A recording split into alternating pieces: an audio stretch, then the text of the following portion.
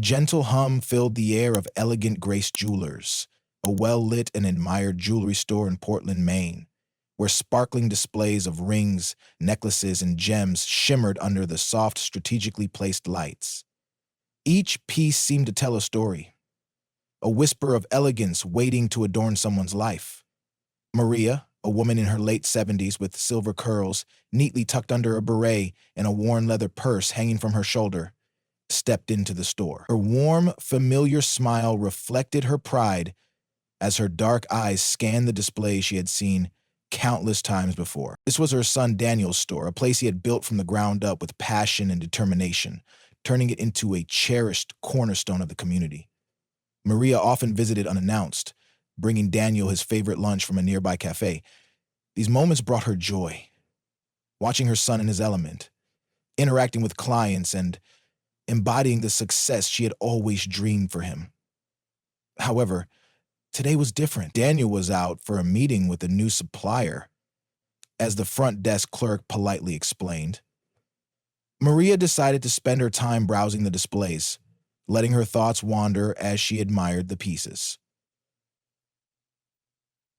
Her fingers lightly brushed the glass cases, stopping at a pair of diamond earrings that reminded her of one she had once owned before life's hardships forced her to part with them.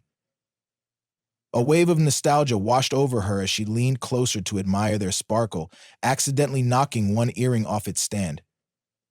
The soft clink as it hit the floor startled Maria, and she quickly bent down, embarrassed to retrieve it.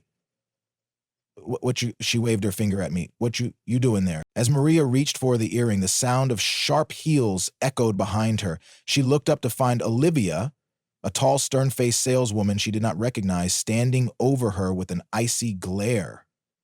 Olivia's expression carried no warmth, only a chill that sent an uneasy feeling through Maria. Attempting to explain, Maria stood up slowly, holding the earring delicately. So, when is this? I'm so sorry, dear, she began softly. I just wanted a closer look.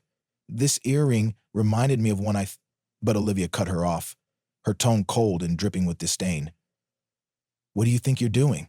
She demanded, her narrowed eyes scanning Maria from head to toe. Taken aback, Maria replied, I accidentally knocked it over. I was just admiring it. Olivia interrupted sharply, her voice rising. You mean pocketing it, don't you? The accusation hung in the air like a slap, stifling and cruel. Maria's breath caught as she stared at Olivia in disbelief. Pocketing it? She stammered. That's absurd. I've never... But Olivia's gaze hardened, sweeping over Maria's modest coat and weathered purse. People like you don't belong in stores like this, she hissed venomously, her words cutting through Maria like a blade. Trembling, Maria held out the earring, her voice faltering. I think there's been some misunderstanding. Olivia snatched the earring from her hand with startling force. Save your excuses, she snapped. I'm calling the police. Maria's heart pounded as she pleaded. It's not necessary. I didn't do anything wrong. But Olivia had already dialed, her voice calm and composed as she reported. Yes, I need officers at Elegant Grace Jeweler. We've caught someone attempting to steal a diamond earring. She's still here, and I've detained her. Maria could hardly believe her ears. Detained, she whispered in disbelief, clutching her purse strap as though it might anchor her in the surreal chaos. Deanna sighed, rolled over in bed and set her alarm, the way we both did right before bedtime. 1 minute later, the store's front door swung open, and 2 tall police officers in crisp uniforms entered. Olivia launched into a theatrical recounting of the incident, pointing an accusing finger at Maria. She was caught red-handed trying to steal, Olivia declared. Hey. Maria's hands shook as she tried to explain, her voice wavering. I wasn't trying to steal. It was an accident. I'm the owner's mother. The officers exchanged a glance but remained focused on Olivia's accusations. One officer turned to Maria, his tone flat and impersonal. Ma'am, step forward. Sir, I'm so pleased to meet you, Maria said. Ma'am? As Maria moved hesitantly, he grabbed her arm roughly, pulling her aside. She stumbled, wincing as he twisted her hands behind her back and snapped handcuffs around her wrists. Tears welled in her eyes as she cried out, "What are you doing? This is a mistake!" Her protest fell on deaf ears as Olivia smirked triumphantly. The officers began leading Maria toward the door, humiliation burning in her chest, when a commanding voice boomed across the room. "What the hell is going on here?"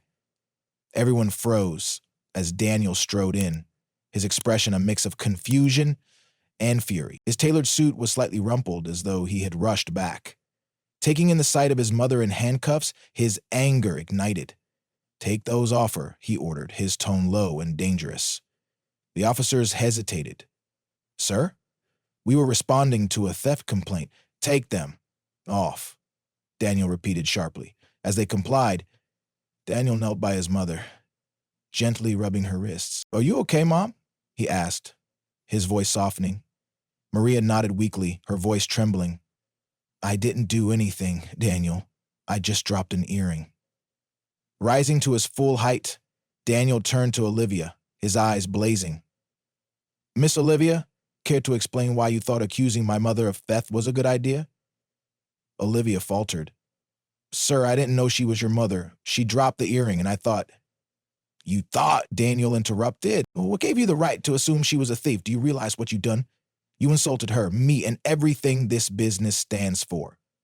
He gestured to Maria. "Look at her. Does she look like a thief to you?" Olivia's confidence crumbled under his glare. "Sir, please, I was just trying to protect the store," she stammered. "Protect it from my mother?" Daniel's voice was cold. "You're fired. Get out." Trembling, Olivia gathered her belongings and fled. Turning to the officers, Daniel demanded, "You owe my mother an apology. You acted without evidence based on a baseless accusation."